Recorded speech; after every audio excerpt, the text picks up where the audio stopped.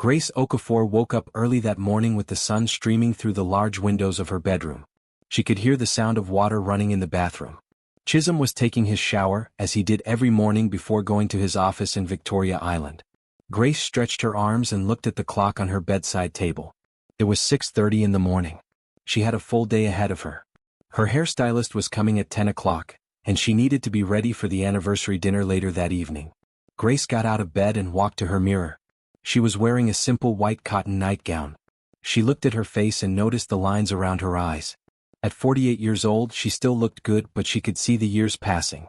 She had been with Chisholm for 20 years now. 20 years of marriage. 20 years of sharing a bed, sharing meals, sharing a life. Some days felt like yesterday when they first met at that beachfront restaurant, and some days felt like a lifetime ago. She walked to her dressing table and began to apply her morning moisturizer. As she did this, she noticed Chisholm's phone sitting on the edge of the vanity. He must have left it there when he went to shower. Grace did not usually look at his phone. She believed in trust. She believed that a marriage without trust was like a building without a foundation. It would collapse. But this morning something was different. Something made her pause. She picked up the phone. The screen was still lit. She did not need to unlock it. Right there, displayed for anyone to see, was a message from someone named Tund. The message said, "I miss you so much. When will I see you again? You promised me. You promised we would be together soon. I love you." Grace's hand began to shake. She read the message again. And then again. The words did not make sense to her at first. Tund. Who was Tund? She clicked on the conversation thread and began to scroll upward. There were hundreds of messages. Hundreds. They went back 8 months. 8 months of secret conversations. 8 months of lies. "Good morning, my love," she whispered to herself, reading one of Chisholm's messages. "I cannot stop thinking about you. Every moment away from you feels like torture.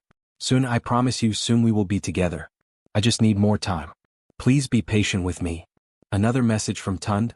"You keep saying soon, Chisholm. But when is soon? How much longer must I wait? I have given up everything for you. My family does not even know about you. I am lying to everyone. Just like you are lying to your wife." Grace felt her knees go weak. She sat down on the edge of the bed, still holding the phone. Her eyes were blurry with tears that had not yet fallen.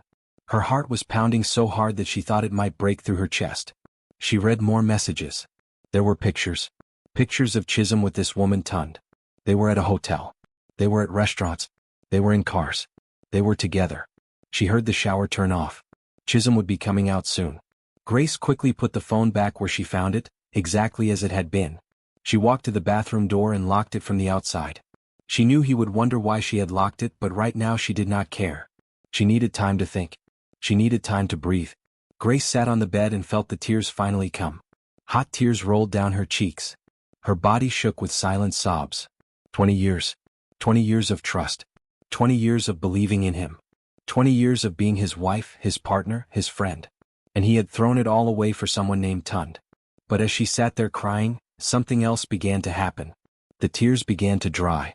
Her breathing became steady. Her mind began to work. Grace was not the type of woman to fall apart and stay fallen apart. She was a strong woman. She came from a strong family. Her mother had taught her long ago that tears were a luxury that women like them could not always afford. Grace stood up and looked at herself in the mirror again. She wiped her tears away. She looked at her face and made a decision. She would not cry anymore. Not today. Not tonight. Chisholm wanted to celebrate their anniversary tonight. He had made reservations at the same restaurant where they had first met 20 years ago. How romantic he had seemed when he told her about the reservations. How romantic and thoughtful. But now she knew the truth. She knew what he really was. Grace picked up her phone and called the restaurant. She had the number saved in her contacts. The manager answered on the third ring. "Good morning, this is the Lekki Beachfront restaurant. How may I help you?" the manager said in his professional voice. "Hello," Grace said, and her own voice was calm and steady. "I am calling about a reservation for tonight.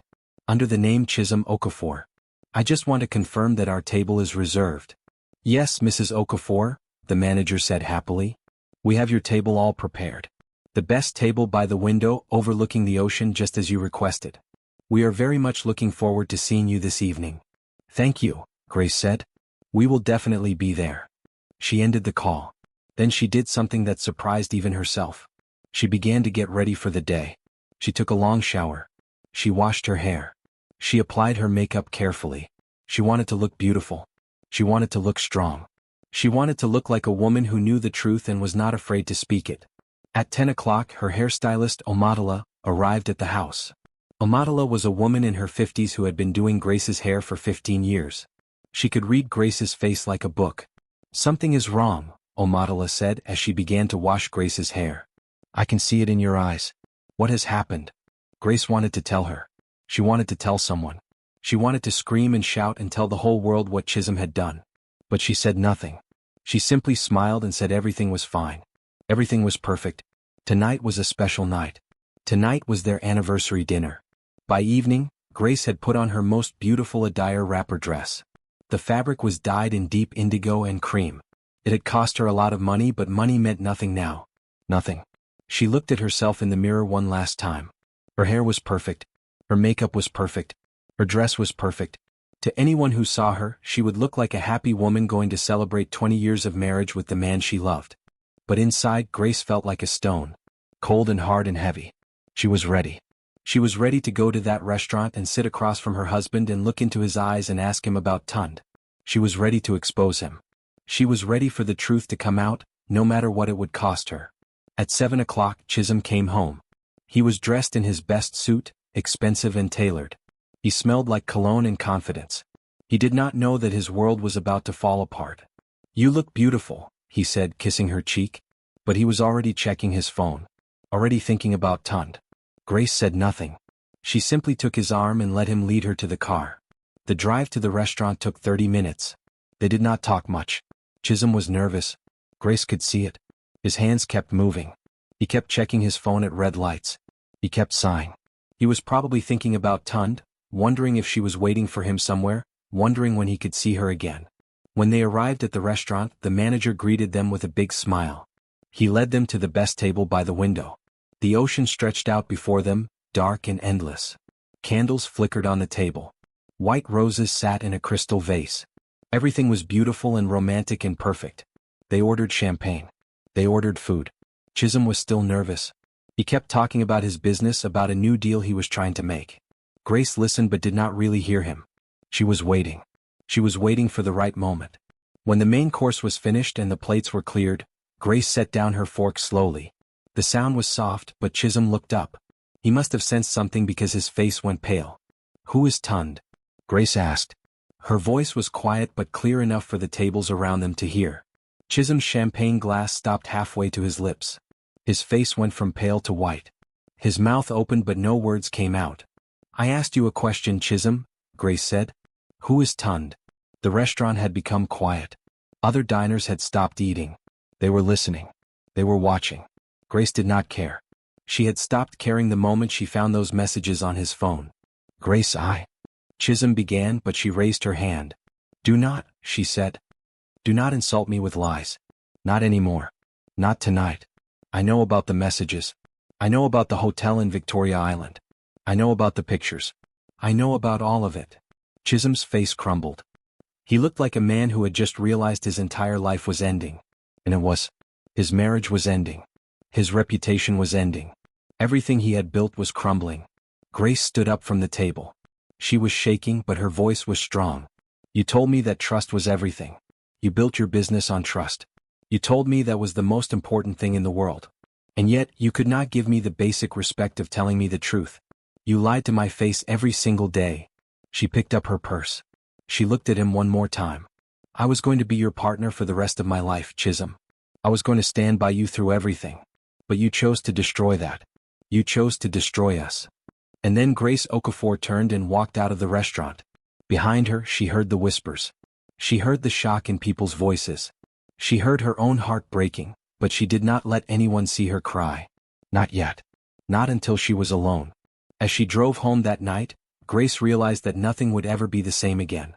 Her marriage was over. Her life as she knew it was finished. But somehow she felt free. Somehow she felt like she could finally breathe. Grace Okafor did not sleep that night. She drove home from the restaurant with her hands gripping the steering wheel so tightly that her knuckles turned white. When she arrived at the house, she sat in the car for almost an hour, just staring at the front gate. She could not bring herself to go inside. Inside was where she had lived her life with Chisholm. Inside was where she had built everything. Inside was where all of her dreams had turned to dust. Finally, at midnight, she got out of the car and walked into the house. The lights were all off. Chisholm was not there. Of course he was not there. He was probably with Tund.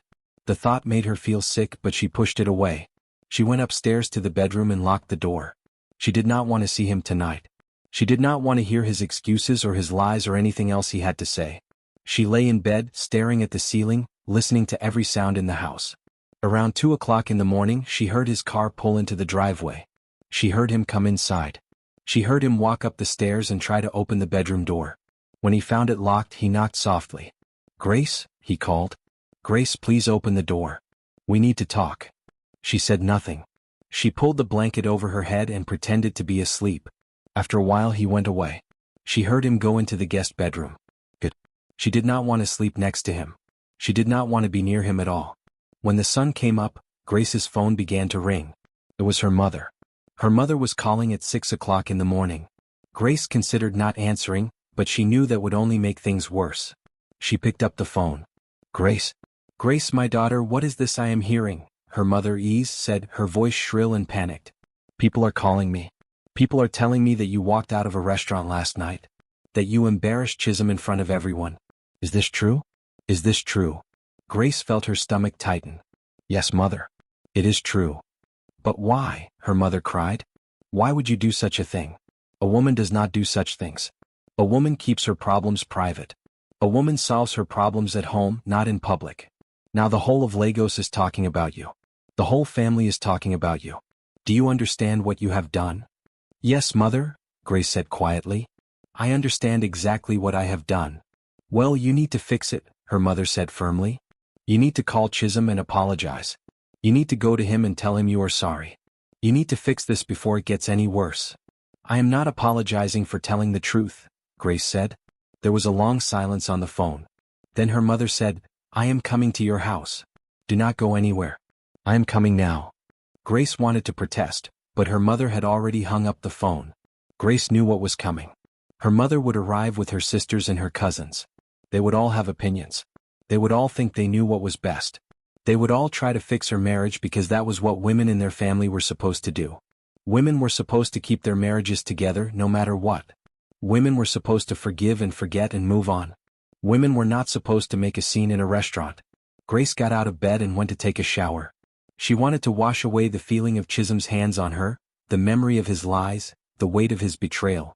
She stood under the hot water for a long time, letting it run over her body, wishing it could wash away her pain as easily as it washed away soap. By the time she came downstairs, her mother had already arrived. Ease was a woman of 65 years old, with a strong face and strong opinions to match.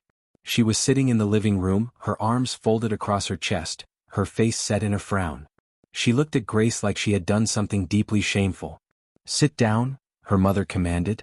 Grace sat down. "Tell me what happened," her mother said. Grace told her everything. She told her about finding the messages on Chisholm's phone. She told her about the pictures. She told her about 8 months of lies and deception. She told her about Tund. And as she spoke, her mother's face grew darker and darker. "And so you decided to humiliate him in public?" her mother said when Grace finished. "This was your solution?" "I did not plan to humiliate him, mother," Grace said. "I planned to tell him the truth. But I could not do it at home. I could not sit in our house and listen to him lie to my face again. I had to do it where he could not hide. Where he could not pretend." "But now everyone knows," her mother said. "Now everyone is laughing at you. Now everyone is saying that Chisholm must have had a very good reason to look for another woman." Grace felt her heart drop. "What do you mean?" "I mean," her mother said slowly, "that people are saying you must not be a good wife. People are saying that you must not be taking care of your husband properly. People are saying that if you were, he would not have needed to look somewhere else." "That is not fair," Grace whispered. "Fair?" her mother said. "Nothing in life is fair, my daughter.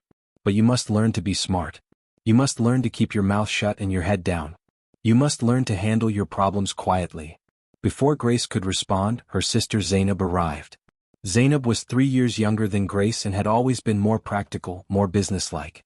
She kissed their mother on the cheek and then sat down next to Grace. "So it is true?" Zainab asked. "Chisholm is having an affair?" "Yes," Grace said. "With a woman named Tund. For 8 months. Zainab whistled low. 8 months. That is a long time. That is not just a mistake. That is a choice. Exactly, Grace said, grateful that someone understood. But you still need to think about what comes next, Zainab said. If you want a divorce, you will need a lawyer. If you want to try to save the marriage, you will need to talk to a counselor. Either way, you need to be smart about this. I do not know what I want, Grace admitted. I just know that I could not sit in that restaurant and pretend everything was fine. I could not smile and laugh and act like my husband had not betrayed me. More family members began to arrive as the day went on. Her cousin Funmi came. Her aunt Kemi came. Her uncle Tayo came. Everyone had something to say. Everyone had advice. Some people thought she should forgive Chisholm immediately. Some people thought she should leave him forever. Some people thought she was right to expose him. Some people thought she was wrong to make it public. You should have handled it quietly, one cousin said. You should never forgive him, another cousin said.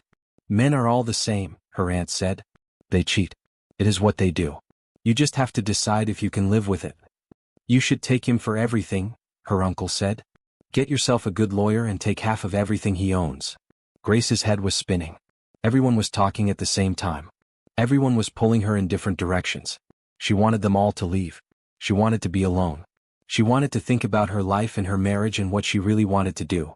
Then at around 6 o'clock in the evening, Chisholm came home. He walked into the living room and saw all of Grace's family members sitting there. His face went pale.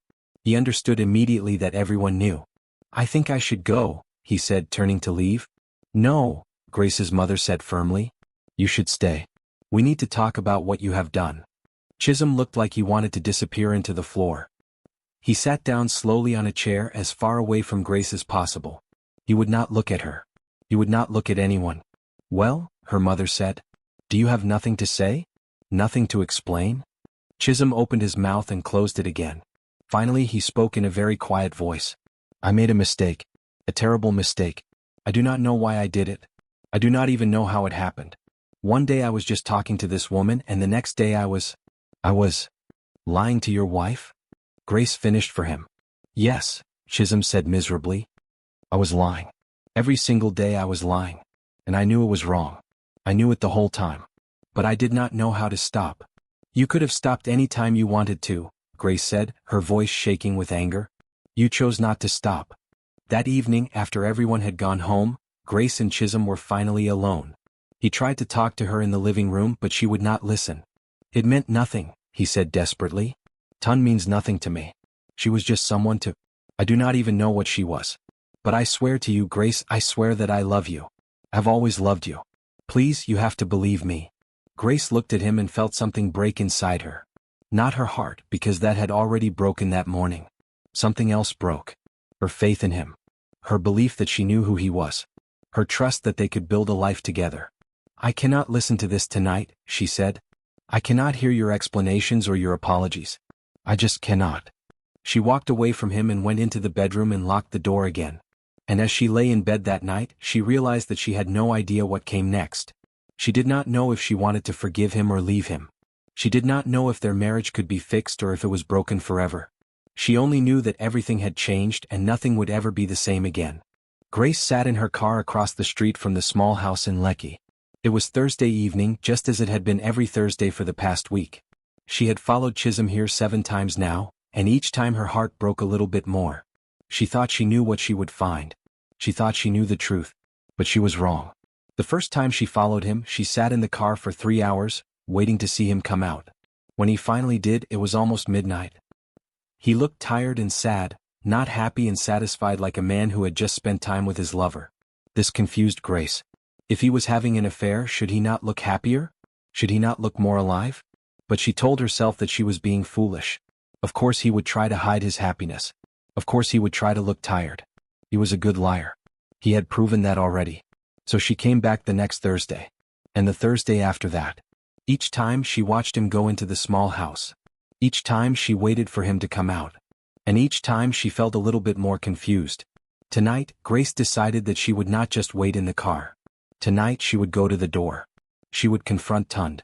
She would look her in the eye and demand to know what was happening. She took a deep breath and got out of the car. Her legs felt shaky as she walked across the street. The house was small with white walls and a blue gate. It looked like the kind of house a teacher or a nurse might live in. Not the kind of house where a woman would take her lover. Grace knocked on the door. Her heart was pounding so hard that she thought everyone in the neighborhood must be able to hear it. For a moment nothing happened. Then the door opened slowly.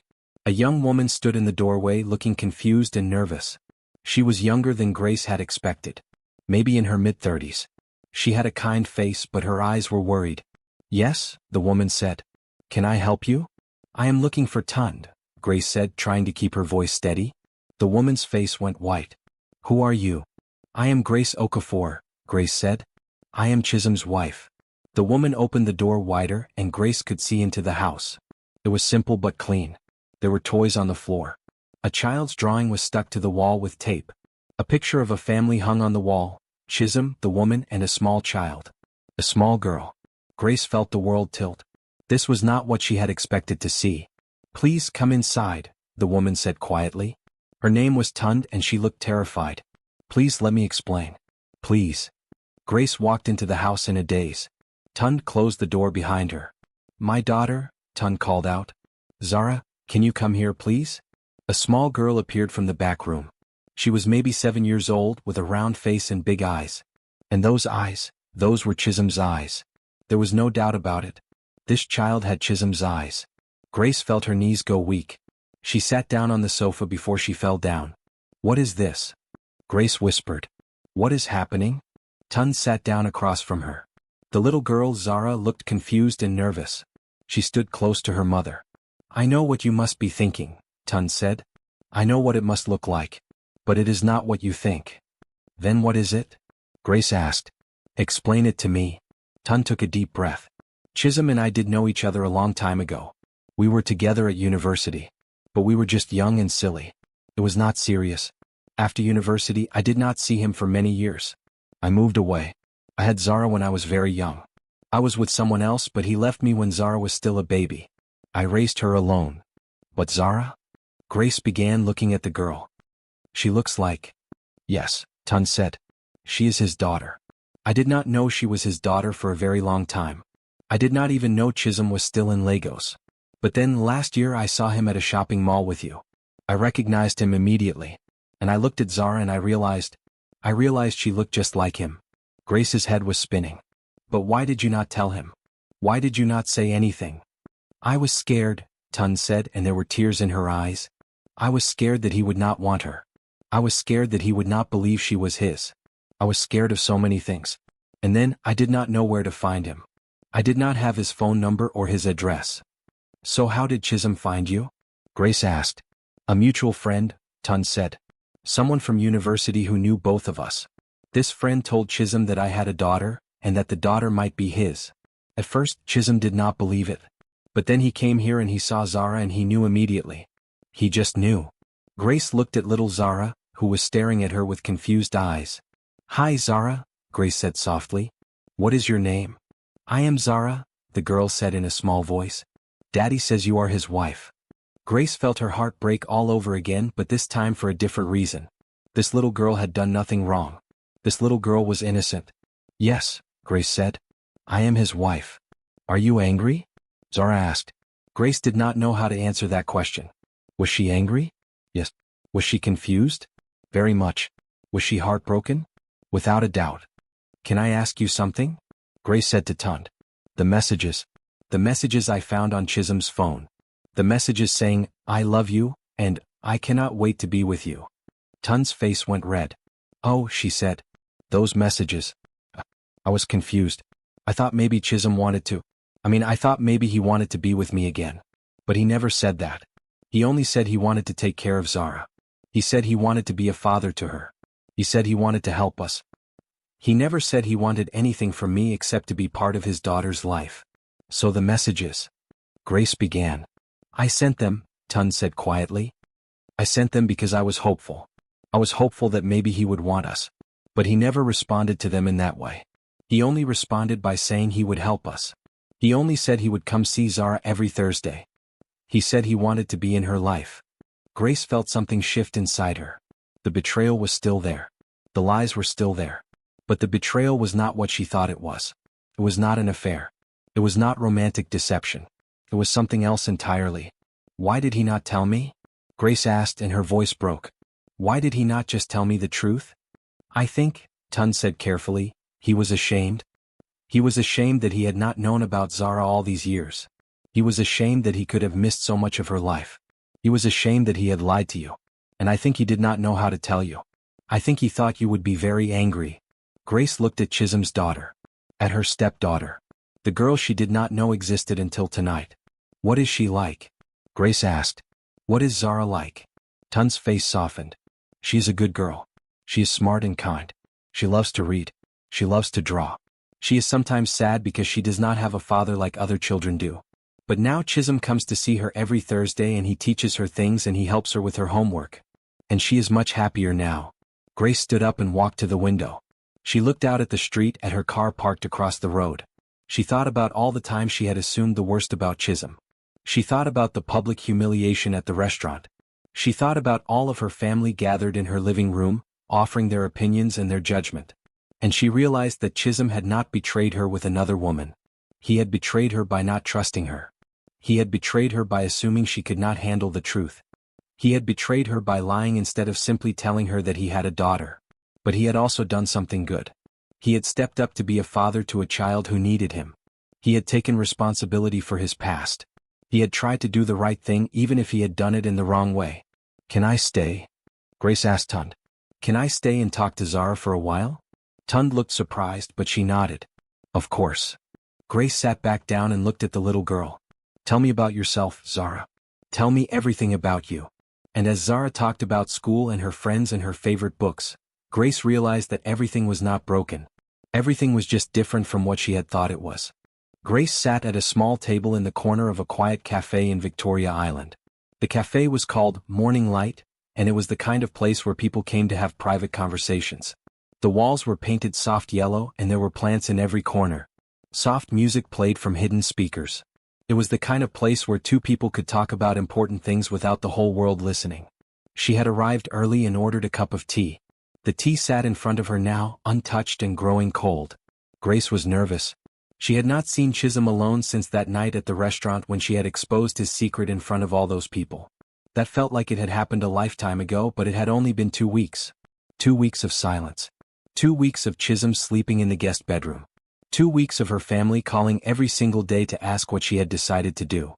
2 weeks of her lying awake at night, thinking about the little girl with Chisholm's eyes. Chisholm arrived at exactly 2 o'clock. He looked tired. He looked like a man who had not been sleeping well. He looked like a man who had lost something very important. When he saw Grace, he hesitated for a moment before coming to sit down at her table. "Hello," he said quietly. "Hello," Grace replied. They sat in silence for a moment. The waiter came and asked Chisholm if he wanted anything to drink. He ordered water. The waiter went away. "I did not know what to say when you called," Chisholm began. "I thought maybe you were going to tell me that you wanted a divorce. I thought maybe you were going to tell me that you never wanted to see me again." "I am still thinking about what I want to do," Grace said. "But I thought we should talk first. I thought we should try to understand each other." Chisholm nodded. He picked up his water and drank half of it in one long drink. Then he set the glass down and looked at Grace. "I am sorry," he said. "I am so sorry, Grace. I know that words are not enough. I know that saying I am sorry cannot undo what I did. But I am sorry anyway. I am sorry for lying to you. I am sorry for making you feel foolish. I am sorry for not trusting you." "Why did you not tell me?" Grace asked. "Why could you not just come to me and say, 'Grace, I have discovered that I have a daughter. I did not know about her until now, but I want to help her. I want to be part of her life'? Why could you not just say that?" Chisholm was quiet for a long time. He stared down at his water glass as if it contained the answer to her question. "Because I was ashamed," he finally said. "I was ashamed that I had a child that I did not know about. I was ashamed that there was a part of my past that I had never told you about. I was ashamed that I had been so careless, so stupid, that I could miss the first 7 years of my own daughter's life." He looked up at Grace. His eyes were wet with tears.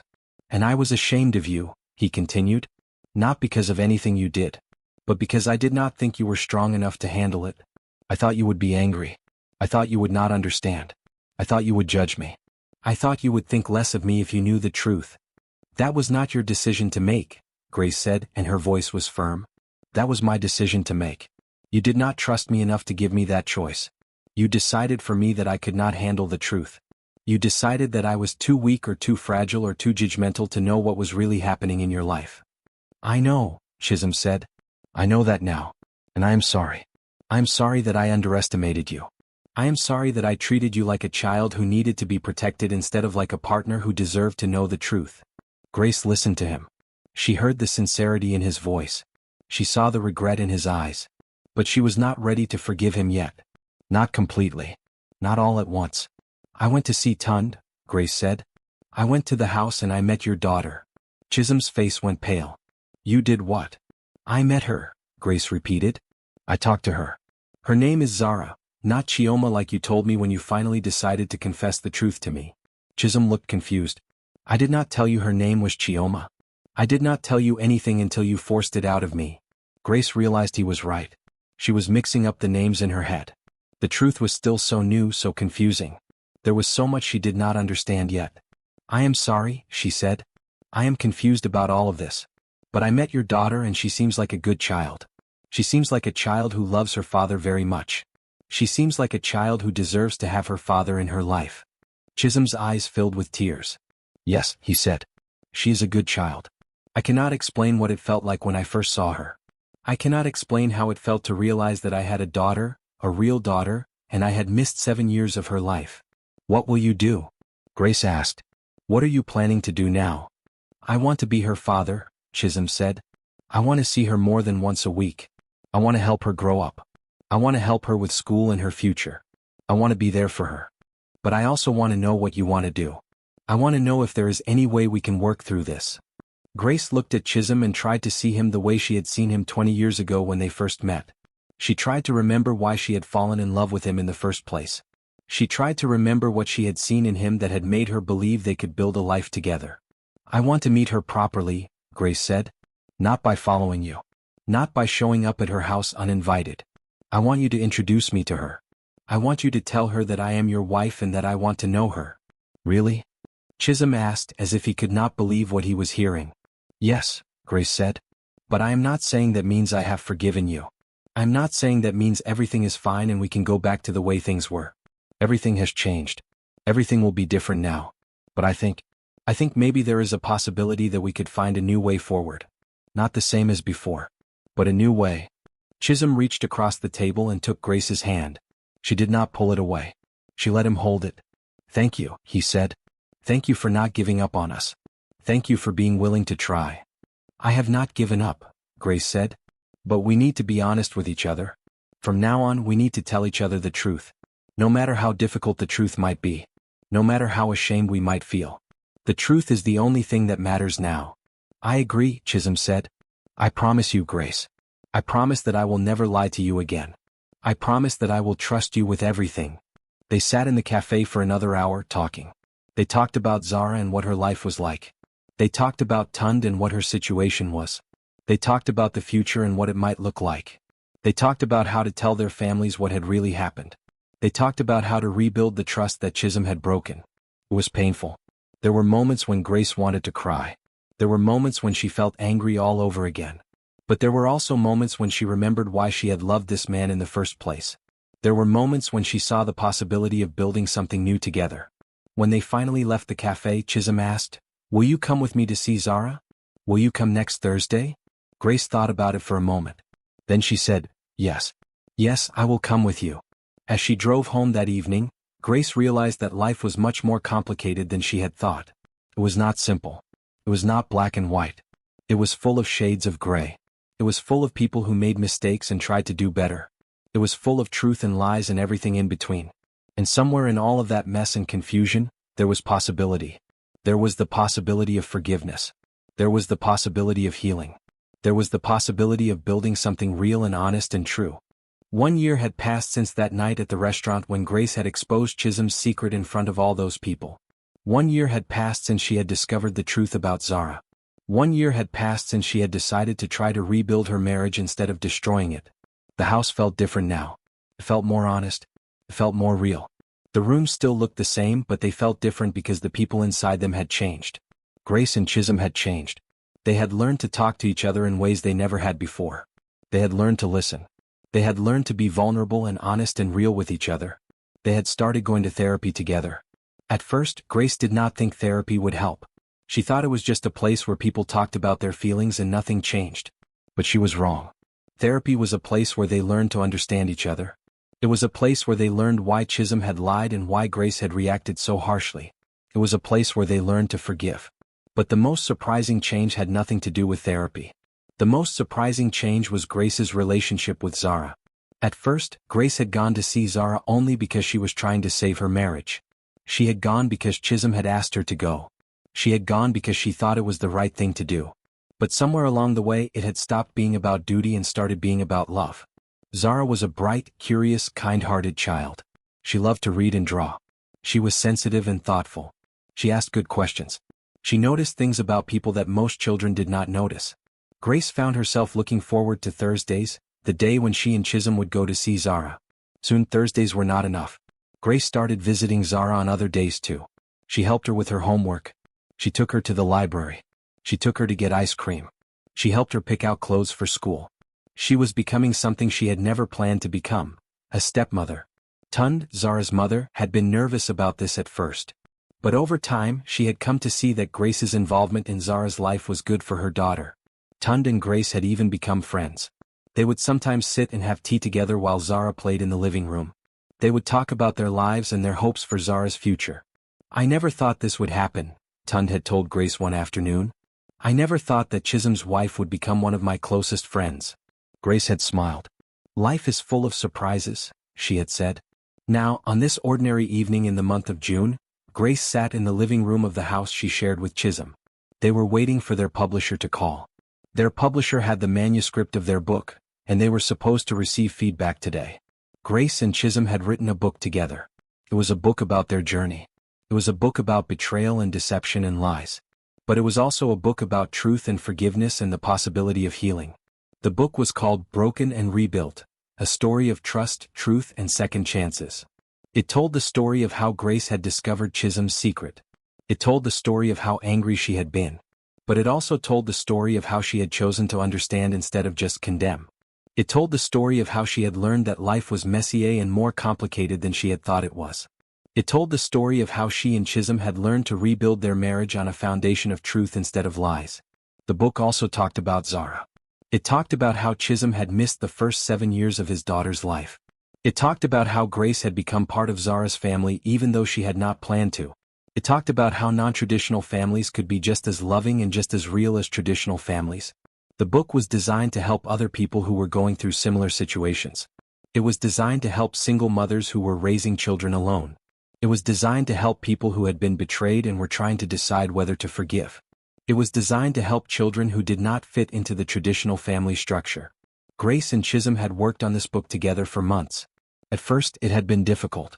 Grace had to relive the pain of discovering Chisholm's lies. Chisholm had to face the shame of what he had done. But as they wrote, they had healed. As they told their story, they had understood each other better. The phone rang. Chisholm answered it. It was their publisher, a woman named Amara. Amara's voice was excited and happy. Chisholm's face lit up as he listened to what she was saying. Grace watched him, trying to read his expression. "Yes," Chisholm said. "Yes, I understand. That is wonderful." "When? Really? That soon?" He looked at Grace and gave her a thumbs up. Grace felt her heart begin to race. Good news. It was good news. After Chisholm hung up the phone, he pulled Grace close and kissed her forehead. "The book is accepted," he said. "They want to publish it. They want to do the book launch in 3 months. They think it is an important story. They think it will help a lot of people." Grace felt tears of joy fill her eyes. "Really? They really want to publish it?" "Yes," Chisholm said. "They really do." Amara said she cried when she read it. She said it was one of the most honest and real books she has ever read. She said she knew other people would need to read it too. Grace and Chisholm danced around the living room like teenagers. They were so happy. They were so excited. They had done it. They had taken their pain and their struggle and they had turned it into something that could help other people. That evening they called Zara and Tund to tell them the good news. Zara was excited about the book launch. She asked if she could help pass out copies to people. She asked if her name would be in the book. When they told her yes, that her story was in the book and that many people would read about her, she beamed with pride. Over the next 3 months, Grace and Chisholm prepared for the book launch. They did interviews for magazines and newspapers. They talked about their journey. They talked about forgiveness. They talked about the importance of honesty in relationships. They talked about the importance of accepting people who did not fit into traditional family structures. Many people reached out to them. Single mothers wrote letters saying that reading their book had given them hope. People who had been betrayed in their relationships wrote to say that the book had helped them decide to either forgive or to move on. Children from non-traditional families wrote to say that reading about Zara had made them feel less alone. On the night of the book launch, the event hall was packed. There were people from all walks of life. There were single mothers. There were people who had been through betrayal. There were children from non-traditional families. There were also journalists and photographers and people from the media. Grace, Chisholm, and Zara stood at the front of the room. Zara was wearing a beautiful new dress that Tund had bought for her. She looked proud and happy and nervous all at the same time. Grace looked out at all the people who had come to hear their story. She thought about where she had been 1 year ago. She thought about the broken woman sitting in that restaurant, exposing her husband's secret to the whole world. She thought about the anger and the pain and the heartbreak. But she also thought about where she was now. She thought about the woman who had learned to forgive. She thought about the woman who had learned to build something real and honest and true. She thought about the woman who had become a stepmother and a friend to Tund. She thought about the woman who had learned that life was messier than she had ever imagined, but also more beautiful. Grace took the microphone. "Thank you all for coming," she said. "Thank you for taking the time to hear our story. My name is Grace and this is my husband Chisholm and this is our daughter Zara. A year ago I did not think I would ever be standing here. A year ago I thought my life was over. But I was wrong. My life was just beginning." She looked at Chisholm and Zara. Both of them were smiling at her. "I learned many things this year," Grace continued.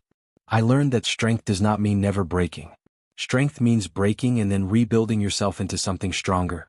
I learned that forgiveness does not mean forgetting what happened. Forgiveness means choosing to move forward anyway. I learned that family is not just about blood or tradition. Family is about love and commitment and showing up for each other, even when things are difficult." Grace paused and looked out at the audience. She saw tears in many people's eyes. "I hope that our story will help you," Grace said. "I hope that when you are going through difficult times, you will remember that there is always hope. There is always the possibility of healing. There is always the possibility of building something new and real and true from the wreckage of what came before." That evening, Grace, Chisholm, and Zara stood together laughing as they signed books and talked to people who had come to support them. A woman approached them with her teenage daughter. The girl looked nervous and uncomfortable. "Thank you," the woman said. "Thank you so much for writing this book.